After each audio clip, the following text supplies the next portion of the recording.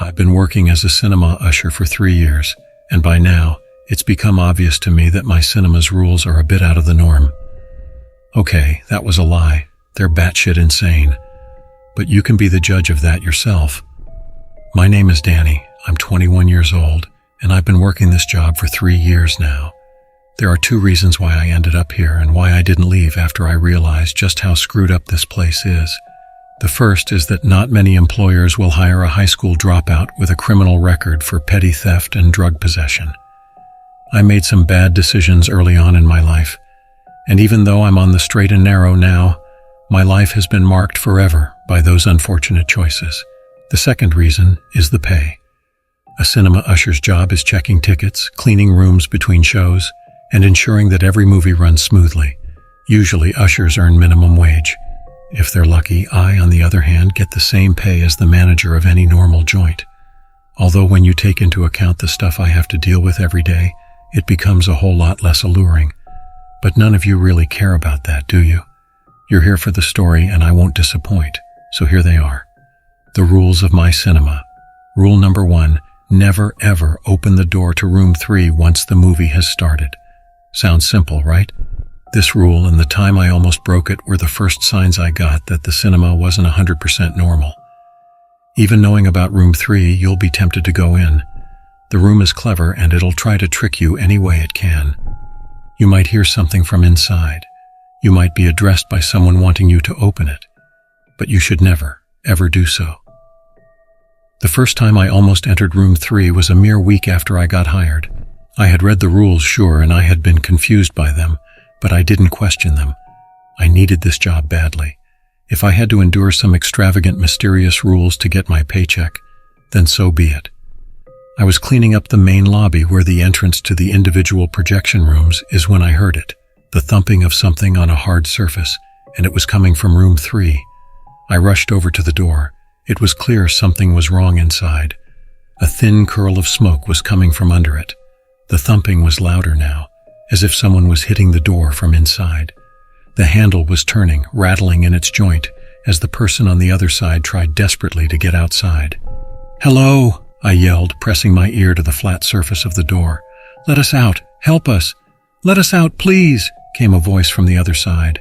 It was a woman's voice, terror audible in every word. Underneath it, I could hear a faint whooshing sound like a strong wind in a tunnel. It took me a second to realize what it was. Flames. "There's a door. The door's jammed. You have to let us out," the woman screamed desperately, the smoke coming from under the door dark and acrid. I coughed as it caught in my throat. The beating of fists on the other side resumed. "Let us out, please, let us out." I reached for the door handle. Any thought of rules in my head was gone. There were people in there who needed my help. A hand reached out from behind me and grabbed my arm. I jumped in shock, twisting around. It was Alex, my manager. I'd only ever talked to him at my interview for the position where he struck me as a calm but distant man. Now he was furious, anger engraved in every line of his face. "Rule number 1, never forget it," he said sternly. "There's a fire inside. The door's jammed. We gotta get them out." A fire. Oh, it's clever today. Alex laughed to himself, trying it on the new guy. Then he turned serious again. "There's a reason we have rules. Leave room 3 alone." "Everything's all right in there." I could hardly believe what I was hearing. The woman from inside cried out again. She was choking on her words now as the smoke invaded her lungs. "Please help me, Danny. I can't breathe. Let us out," she pleaded. Alex laughed again. "You can hear her, Alex."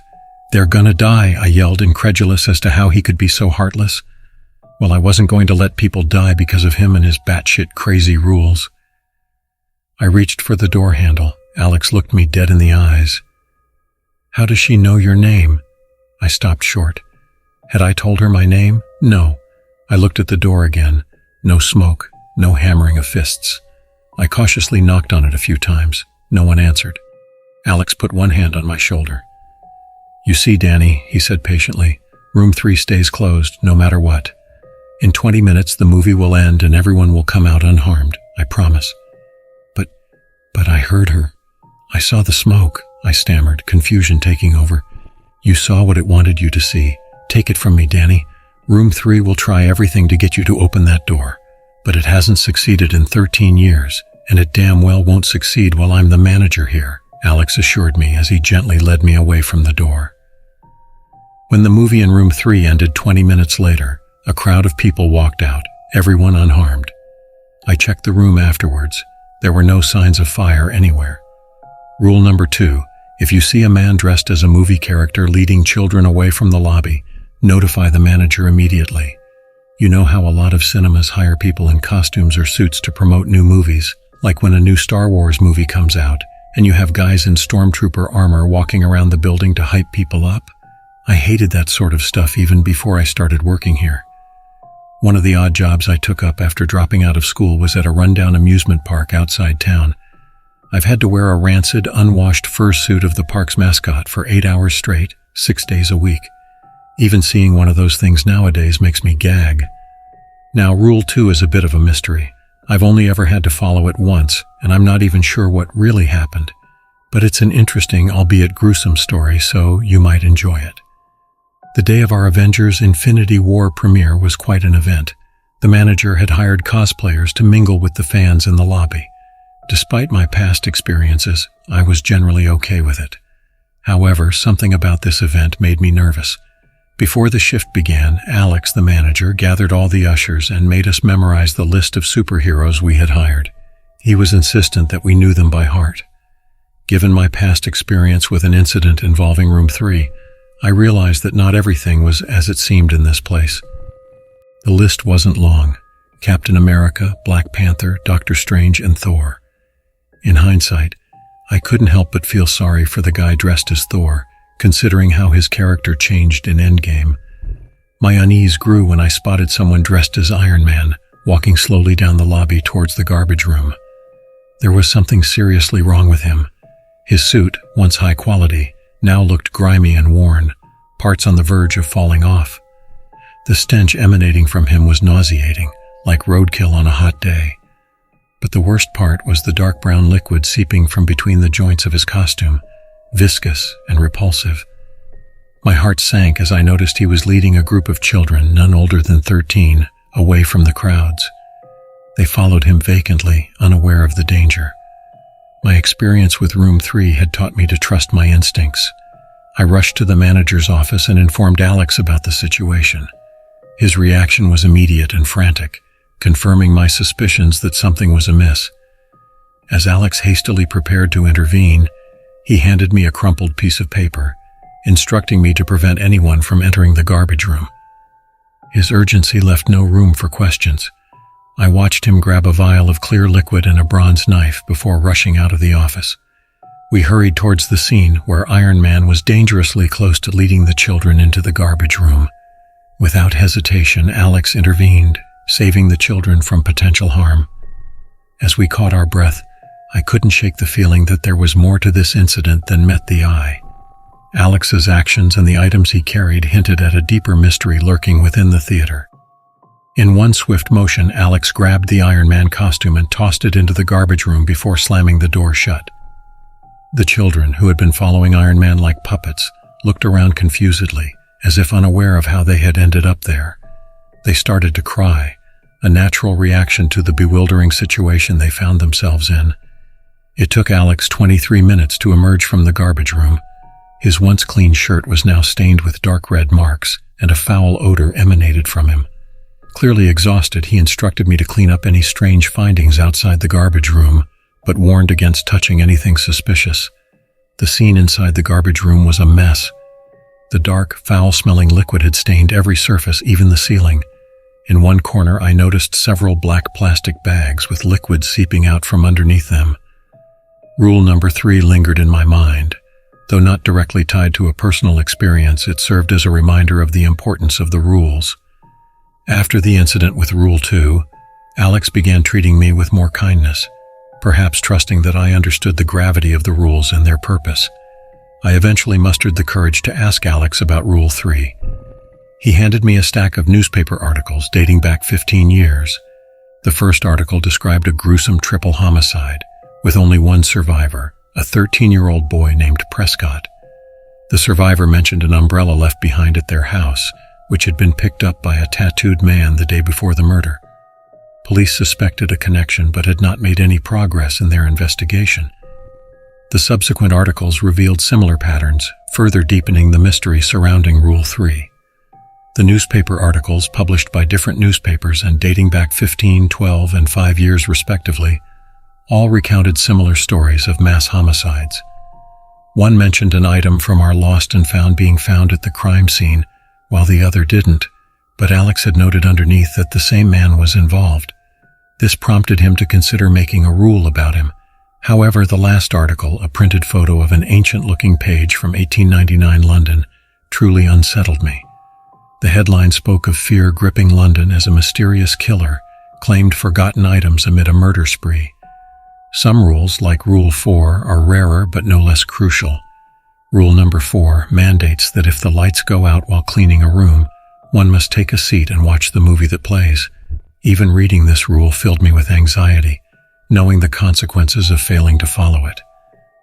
My own experience with this rule occurred while cleaning room 1 after a movie. Suddenly, the lights went out without warning, plunging me into darkness. I hesitated, despite mentally preparing for this moment for weeks. Eventually, I obeyed, scrambling for a seat just as the screen lit up with static, revealing a dark, dank cellar. In the center of the room was a young man bound to a chair, injured and struggling against his restraints. As I watched, frozen in terror, I heard a chair creak behind me. Someone or something had sat down behind me. I fought the urge to turn around or flee, fixing my gaze on the screen and praying for the ordeal to end. The man on the screen stopped struggling and looked behind the camera, as if aware of the presence watching him.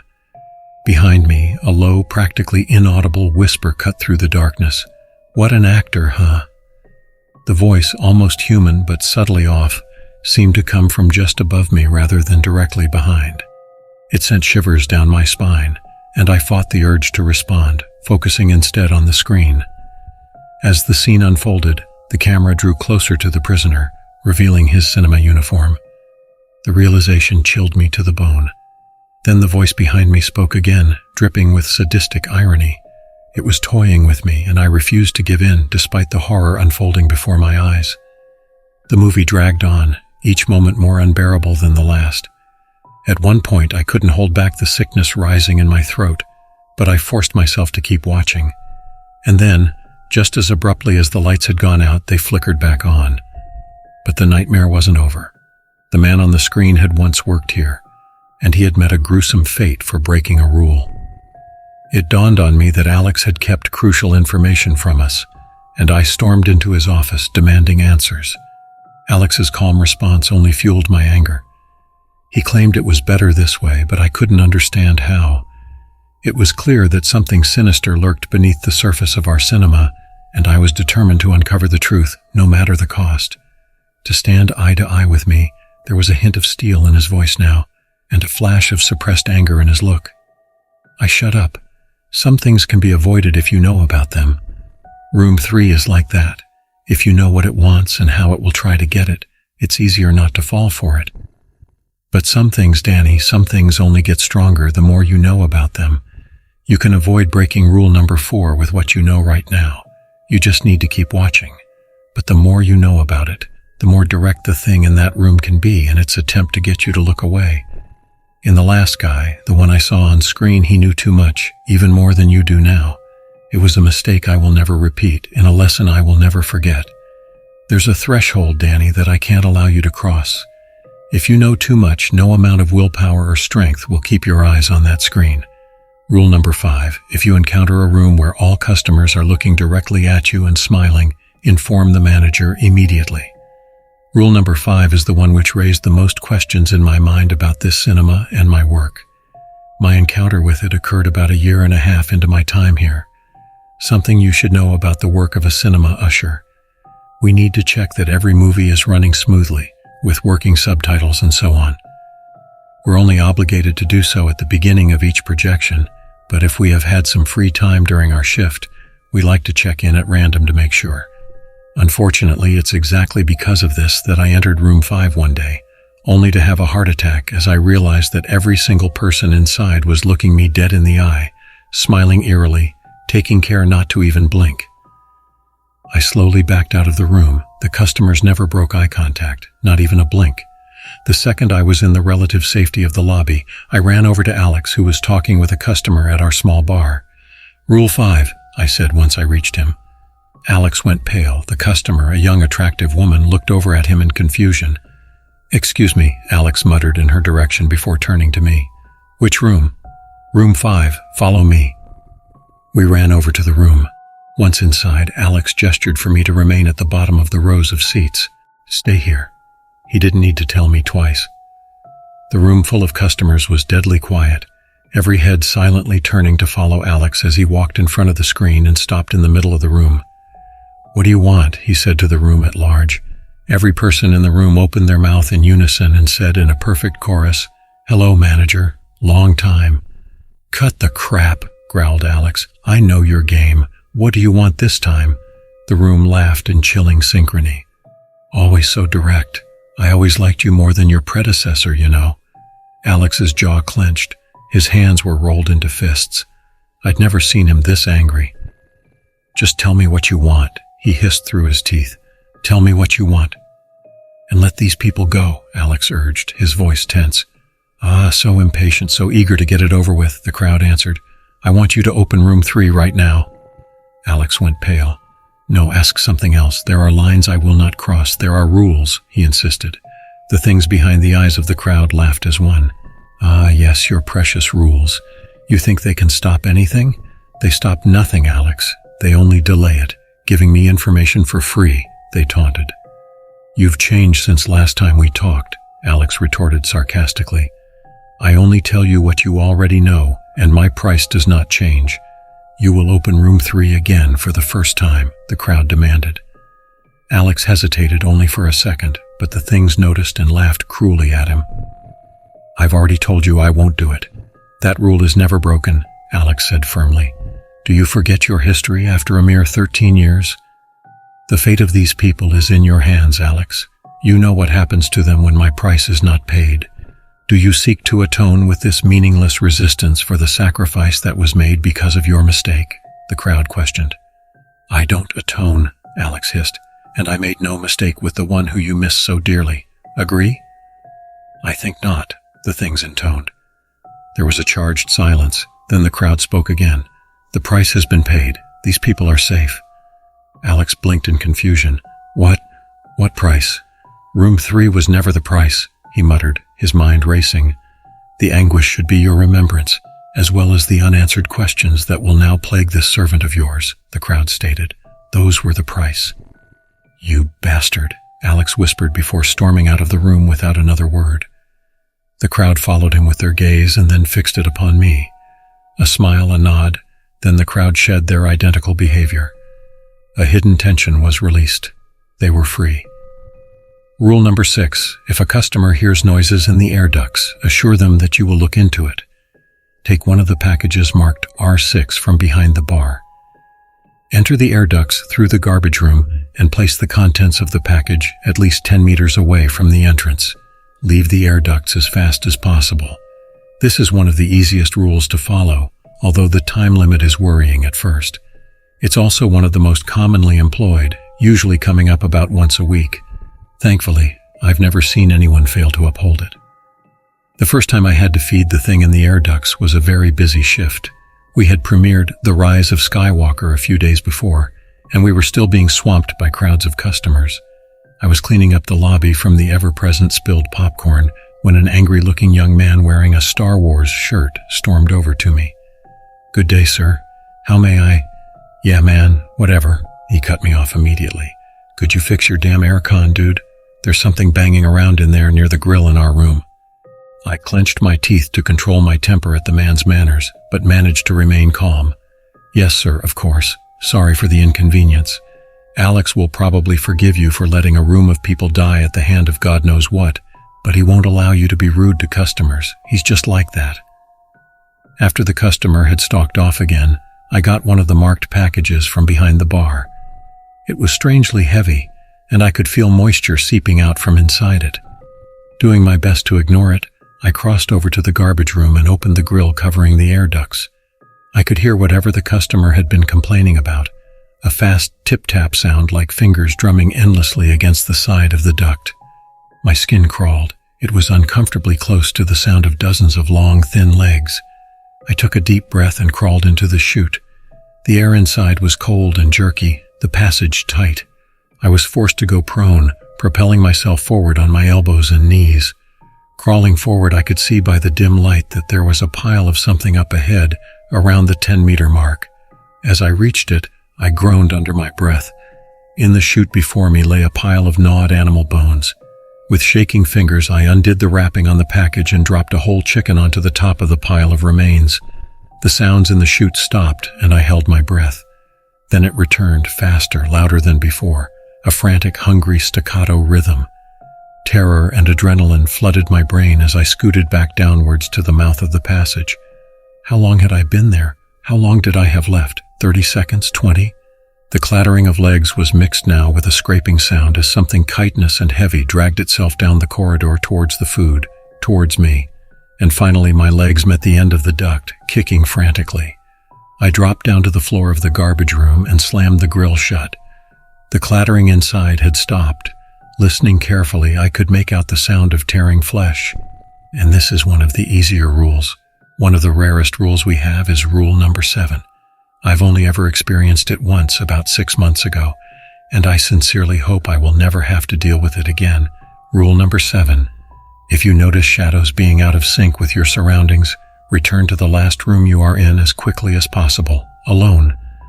Close the door, then return to the lobby. Until you do so, do not touch your shadow under any circumstance. The biggest danger you can face in this job is becoming too used to the weirdness. That's the mistake I made with rule number 7. I dropped my guard. I stopped paying attention. I had walked to the other side of the lobby from room 6 before I realized that I had no shadow. Cold sweat covered my brow as I looked back the way I came. My shadow, completely disconnected from me, lay on the floor by the door to room 6. And another usher, a man by the name of Liam, stood between me and it. He was looking straight into my eyes, a narrow grin on his face. I had to think quick. Whatever was going on, I had to get back to room 6. But with Liam in my way, I had no route to get there, not without confronting him. "Danny, is everything all right?" Alex called from the door to his office. He sounded concerned, worried even. Could I answer him? Would that just make things worse? I ignored the question and started heading back to room 6. The more I looked around me, the more clear it became how strange my surroundings were. Every shadow was thrown in a different direction, as if each item was illuminated by a different light source. I was nearing Liam now. I slowed down, walking in a manner I hoped would appear nonchalant. If I could just get past him and the door. "Alex asked you a question, Danny," Liam said, the thin smile still plastered over his face. He stepped in front of me, barring my way. "I heard him, Liam. I just forgot something in room 6 is all," I replied. But Liam seemed to see through my words. "And what was that, Danny? What did you forget?" he pressed. He knew. I could see it in his eyes. Liam, the thing masquerading as Liam, knew what I was trying to do. It knew I wasn't fooled by its act. I heard the office door open behind me. Footsteps approached. "Danny, what did you forget?" Alex asked, walking around me to stand next to Liam. I had to convince them. I didn't realize anything was wrong. I couldn't get to room 6 otherwise. Even if I did make it there, the rule said I had to be alone. They couldn't follow me. "I forgot to clean up a spilled drink. I'll just get some paper towels from the garbage room and go finish it," I lied, smiling weakly. But I could see in Alex's eyes he wasn't convinced. "Liam, help him out with that, would you?" Alex said, walking away to the office. Liam smiled at me again. It was a horrible sight. "Well, let's go, Danny," he sneered. We walked to the garbage room. My mind raced as I desperately tried to think of a way out of this situation. Liam was watching me from the corner of his eye, waiting for me to make a run for room 6. A desperate plan formed in my head. It was a gamble, and for all I knew, the other rules of the cinema didn't even apply in this place, whatever it was. But it was the only way to escape that I could think of. We entered the garbage room. Liam wasn't even acting inconspicuous anymore. He was looking straight at me, still smiling that horrible grin. With Liam following, I walked to the back of the garbage room and punched him in the face with all my strength. The thing wearing his body stumbled backwards, surprised, and in the second of time it bought me, I scrabbled at the air duct in the back of the room, opening it at the last second. The thing's fingers grabbed me from behind and turned me around to face it, the look of humanity Liam had worn before. As the thing shed off Liam's human facade like a snake shedding its skin, his face grew disproportionate, his eyes becoming pools of shadow. It laughed in my face, admitting that it knew I wasn't fooled. "Well, playtime's over," it declared, its voice tinged with insanity. "Time for you to meet your shadow. I hope you like it here because you are going to be staying with me." I kicked out desperately, fighting against its strength as it gripped my arms. Managing to turn us around, I rammed its back into the open air duct. It screeched in pain, revealing its frustration at being alone ever since its master had made his foolish rules. "First you, then him," it vowed, before a sound from the air duct behind it caught its attention. The scuttling of many thin feet echoed through the room. The thing's eyes widened in realization before it was violently ripped backward into the vent, bones cracking as it was torn apart in angles it was never meant to bend. As the terrible force dragged it away, screaming and cursing, I stumbled away from the wall. I had little time as I ran across the lobby towards room 6. Behind me, the thing wearing Alex's body tore out of the office, screaming in frustration as it sprinted towards me. Reaching room 6, I flung open the door, jumped inside, and slammed it shut behind me. Silence descended, and cautiously I opened the door again. The lobby was empty, and with relief, I looked down to see my shadow once again at my feet. The memory of rule number 8 flooded my mind. If a garbage bag begins moving violently or making noises, dispose of it in the special chute in the garbage room. Do not open the bag. It was one of the worst rules next to number 4, and it had made me miserable the first time I encountered it. About a year back, I was almost done with the trash for the day when a garbage bag spasmed, dropped to the ground, and started screaming for help. The memory made my heart race and my fingers shake, but then I froze, remembering the rule. Opening the bag would only bring pain and fear to whatever was inside. "Is anyone there? Please, you have to help me." The voice from within the writhing garbage bag pleaded desperately, the plastic shaking and curling in on itself. A chill ran down my spine. It sounded human, in pain, real. But this place had taught me not to believe anything I heard or saw. Cautiously, I reached for the bag, only for a hand to shoot out and grab my arm. I yelled and stumbled back, breaking free from its grip. "Help me, you have to help me. I can't move, I can't breathe," the voice cried out, wrenching at my conscience. The arm had been real, the grip tangible, but no human could have fit into that bag. With a shiver, I grabbed the twisted mass and heard the hands clawing at the plastic as they reached for me. Staggering under its weight, I lurched towards the garbage chute. "Please don't, please," it whimpered as I dropped it over the edge, its hands catching onto the rim. "I can't go back." But there was no other choice. With a heavy heart, I brought the lid of the chute down on its fingers. It screamed, slid down, and disappeared into the darkness, silenced. Rule number 9 echoed in my mind as I tried to process what had just happened. If anyone exits room 3 during a show, do whatever they ask, inform the manager immediately. But this story wasn't like the others. It was different, and I wasn't sure I liked that. Alex had always been warm to me, and perhaps even trusted me, but he had never mentioned room 3. No one seemed to know why that rule existed, adding to the mystery and apprehension that shrouded it. Then yesterday, a well-dressed man walked out of room 3, his presence unsettling me to my core. His voice was flat, devoid of emotion, yet undeniably human. I led him to the manager, unable to shake the feeling of dread that lingered in the air. "Danny, rule number 9. Alex's voice pierced the silence of the office. "Yes," I responded, feeling a rush of apprehension. "Leave us, please," he instructed, his tone somber. I obeyed, stepping out into the lobby and waiting anxiously. Time seemed to drag on, filled only with the distant murmur of conversation from within the office. Occasionally Alex's voice would rise, and once I thought I heard him weeping. After what felt like an eternity, Alex emerged from the office looking even paler than before. His hands trembled slightly as he closed the door behind him, leaving me with a sense of unease. "What happened?" I ventured cautiously, unsure of what to expect. Alex fixed his weary gaze on me, his eyes red-rimmed and bloodshot. Go home, Danny. Rest, sleep, prepare, he urged, his voice hollow with exhaustion. Why? Prepare for what? I pressed, my heart pounding with dread. We're going to break rules 10 and 11 tomorrow, Alex revealed, his words heavy with significance. Walking to work the next day was an ordeal, anticipation and fear swirling within me. Alex's advice to rest and sleep had proven futile, as I spent the night consumed by dread. Arriving at the cinema, I found it eerily empty, a sign at the entrance declaring it closed temporarily due to equipment malfunction. Inside, Alex sat in his office, lost in silent contemplation. Eventually, he addressed me. Danny, I'm sorry, my mind was elsewhere, he apologized, his voice hollow.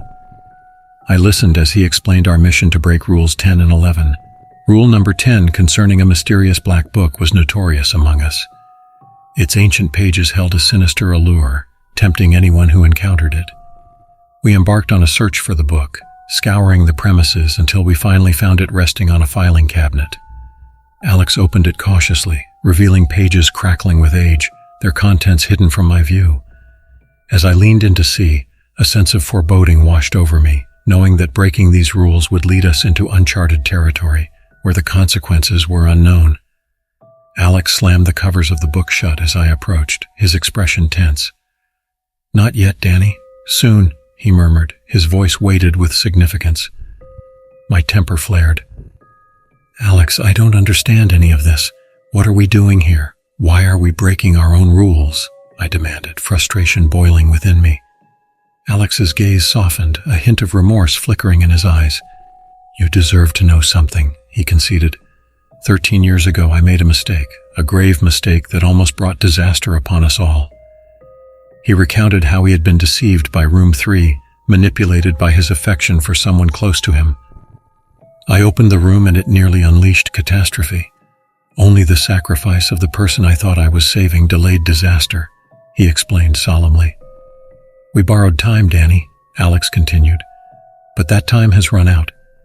If we don't act, Room 3 will break free on its own, and I can't allow that. As Alex leafed through the pages of the book, I could sense his apprehension. This, he said, gesturing to the ancient pages, contains the rules of the cinema, a manual of sorts. His explanation left me with more questions than answers, but before I could inquire further, he asked me to leave the room. Standing outside, I watched Alex's shadow move across the drawn blinds of his office window. Suddenly, other shadows emerged, converging around him in an ominous dance. Without hesitation, I burst into the office, finding Alex exhausted but unharmed. What just happened? I demanded, my voice trembling with urgency. Alex chuckled wearily. I guess you could call them messengers or taskmasters, he replied cryptically. Frustrated by his evasiveness, I implored him to speak plainly. This is no time for riddles, Alex, I insisted, feeling exasperated by the secrecy surrounding me. Alex's gaze softened, a weary resignation settling over him. Let's go, he said, shouldering the black book. It should be arriving soon enough, and I'd hate to keep it waiting. With a heavy heart, I followed him, bracing myself for whatever awaited us next.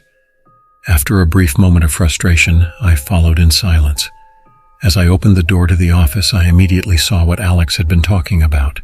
Rule number 11, the lady in black. If a woman in a black dress offers you a drink, do not accept. Standing before us was a woman, tall and imposing, her pale face contrasting with her deep dark hair. She wore a flowing midnight black dress and held a carved wooden goblet in her hands. I had encountered the lady in black before. She often wandered the cinema, offering her drink to unsuspecting ushers. The liquid within her goblet appeared harmless, but I always doubted its true nature. Thankfully, she never forced the drink upon us, making her one of the least dangerous entities in the cinema. Now she stood before us, her voice barely above a whisper. Will you accept my chalice? She asked, her tone imbued with a profound sadness. I began to refuse instinctively, but my words caught in my throat as I realized she wasn't addressing me. She was speaking to Alex. For a moment, Alex hesitated, his face a mask of conflicting emotions. I will, he finally answered, his voice resolute. Confusion and panic surged within me as I tried to comprehend what was happening. Alex, what are you? I started, but he cut me off with a stern look. This has to be done, Danny, he said firmly. There's no other way to stop what's coming.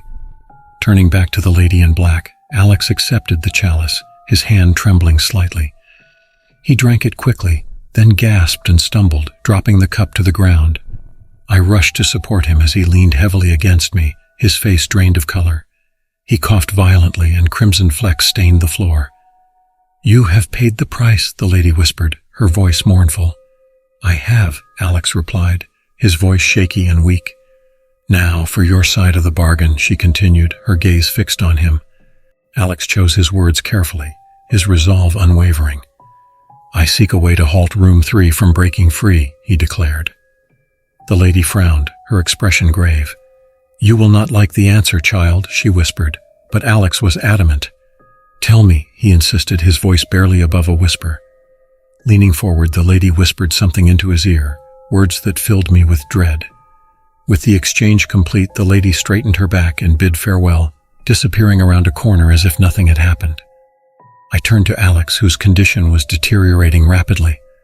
Blood now dripped from the corner of his eyes, and he struggled to stay upright. "What did you do? What's happening?" I demanded, my voice trembling with fear. Weakly, Alex instructed me to go to the projection booth and turn on all the projectors. There was urgency in his voice, a sense of impending doom that sent shivers down my spine. Without hesitation, I dashed out of the office, determined to do whatever it took to save us from whatever darkness loomed ahead. In a rush, Alex's command was clear and urgent. I sprinted for the projection booth, flipping every switch as swiftly as I could, filling the air with the hum of machinery. As I moved from projector to projector, I realized what Alex was doing, but it was too late. Panic set in as I sprinted back to the lobby, taking the stairs 3 at a time. When I returned, Alex was no longer in front of the office. The only evidence of his presence was the black book lying open on the ground. I scanned the lobby frantically, and there he was, standing before Room 3, his hand on the handle, blood in his eyes. "Alex, don't!" I screamed, but it was too late.